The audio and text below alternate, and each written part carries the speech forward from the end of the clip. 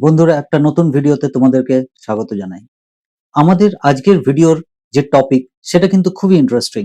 Main কথা হচ্ছে যে আমরা অনেক ভিউয়ার্সরা আছি যারা কিন্তু চাই যে কোনো রাউটার যদি আমাদের বাড়ির আশেপাশে থেকে থাকে তাহলে সেই রাউটারের পাসওয়ার্ডস আমরা কিভাবে অ্যাক্সেস করতে পারি, সেই রাউটারের থেকে ওয়াইফাই সিগন্যাল আমরা কিভাবে অ্যাক্সেস করার জন্য পেতে পারি। তো সেই প্রসঙ্গে আজকের ভিডিও।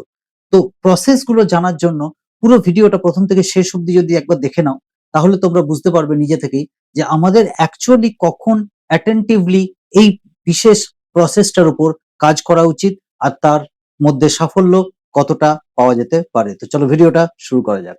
প্রথম কথাতেই আসি যে যখন একটা নতুন রাউটারকে অ্যাক্সেস করা হচ্ছে তখন কিন্তু আমাদেরকে আগে খুঁজতে হবে দুটো জায়গা। একটা হচ্ছে যে রাউটারের যে স্ট্যাটিক ওয়েব পেজটা আছে, মানে রাউটারের সঙ্গে ল্যান কেবল দিয়ে কম্পিউটারের সাথে কানেক্ট করলে যে স্ট্যাটিক ওয়েব পেজটা আসে, সেখানে কি কোনো রকম ইনিশিয়ালি অ্যাডমিন আর ইউজার যে পাসওয়ার্ড, মানে অ্যাডমিন এবং admin, user name admin, password admin, এটা কি অন্য কিছু ভাবে সেট করা হয়েছে?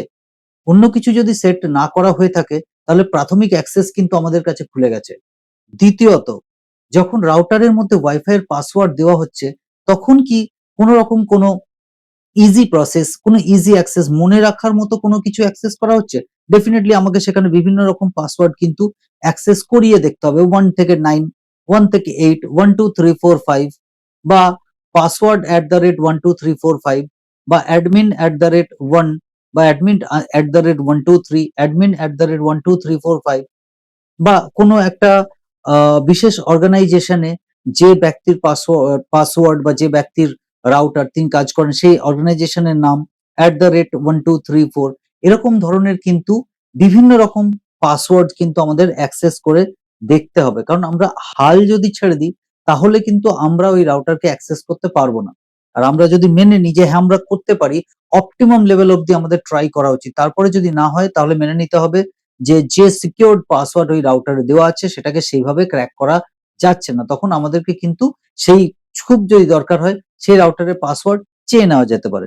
আরেকটা কিছু করা যেতে পারে যে যদি কোনোভাবে সেই রাউটারটা আমার ধরা-ছোঁয়ার মধ্যে চলে আসে তাহলে আমি অবশ্যই শুধু কিছু না করে ডব্লিউপিএস যে বাটন আছে রাউটারের ব্যাকগ্রাউন্ডে, সেই ব্যাকের ডব্লিউপিএস বাটনটা যদি 10 সেকেন্ডের মতো আমরা যদি চেপে ছেড়ে দিতে পারি তাহলে এই রাউটারের কিন্তু পাসওয়ার্ড পুরোপুরি গায়েব হয়ে যাবে এবং সেক্ষেত্রে কিন্তু আমরা আমাদের বাই ডিফল্ট যে অ্যাডমিন অ্যান্ড অ্যাডমিন আছে সেই দিয়ে কিন্তু আমরা রাউটারকে অ্যাক্সেস করে ফেলতে পারবো এবং আমরা অবশ্যই রাউটারের মধ্যে আমরা এন্ট্রি করতে পারবো, রাউটারের সিগন্যালও আমরা অ্যাক্সেস করতে পারবো। কিন্তু এর বাইরেও একটা প্রসেস আছে, সেটা হচ্ছে যে যদি ওই রাউটারের যে সিগন্যাল আছে সেই সিগন্যালকে যদি আমরা আগে অ্যাক্সেস করে বার করতে পারি যে ওই রাউটারের মধ্যে কোনো রকম কোনো কিউআর কোড আছে কিনা, ওই রাউটারের কিউআর কোডের মধ্যে কোনো পাসওয়ার্ড দেওয়া আছে কিনা, ওই রাউটারের আগে থেকে কি পাসওয়ার্ড সেট করা আছে, মানে আইএসপি কি পাসওয়ার্ড দিয়ে গেছে, সেই ধরনের যদি প্রসেস আমরা ইনফরমেশন পেয়ে যাই তাহলেও কিন্তু আমরা রাউটারের যে ওয়াইফাই সিগন্যাল আছে সেটাকে আমরা অ্যাক্সেস করে ফেলতে পারবো। এর সাথে আরেকটা কথা বলে দেওয়া দরকার, সেটা হচ্ছে যে বিভিন্ন ধরনের রাউটার আছে যে রাউটার গুলোতে কিন্তু একটা বিশেষ ধরনের পাসওয়ার্ড বিশেষ কারণে ব্যবহার করা হয়।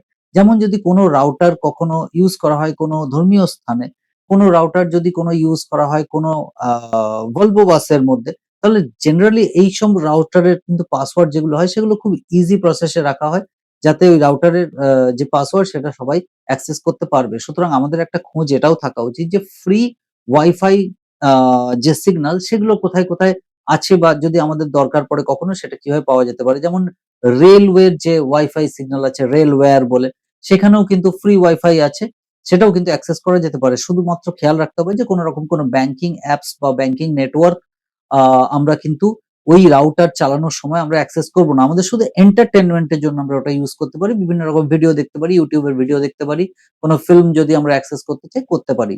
তো সেই প্রসেস গুলোকে একটু মেনে চললেই কিন্তু আমরা আশেপাশের আমাদের যে রাউটার আছে সেই রাউটারের সিগন্যাল কিন্তু আমরা অ্যাক্সেস করে ফেলতে পারবো। আশা করি যে ইনফরমেশনটা দিলাম সেই ইনফরমেশনটা তোমাদের কাজে লাগবে এবং যদি কাজে লাগে অবশ্যই তোমরা কমেন্ট করে জানাতে পারো। আরেকটা ব্যাপার হচ্ছে যে আ রাউটারের সিগন্যাল যখন তোমরা ইউজ করছো সেটাতে অবশ্যই একটু সাবধান থাকা উচিত। কারণ হচ্ছে যে রাউটারের সিগন্যাল কিন্তু সব রাউটারের সিগন্যাল কিন্তু তোমরা অ্যাক্সেস করতে সবসময় পারবে না। তোমরা ভাববে হয়তো আশেপাশেই আছে।